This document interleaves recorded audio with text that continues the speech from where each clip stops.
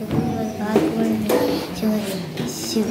शिवाजींबद्दल 4 शब्द बोलता कोणा नाही याची तुम्ही निश्चितपणे लेखन करावे अशी मी मंडळी ऐकायला येतं ना सगळ्यांना. शिवाजी महाराज एक सामान्य राजा प्रतिभा. सर्वांना आज शिवजयंती हा आपल्यासाठी अभिमानाचा दिवस आहे. छत्रपती शिवाजी महाराज हे एक महान राजा होते. त्यांचा जन्म 19 फेब्रुवारी 1630 रोजी झाला. शिवनेरी किल्ल्यावर झाला.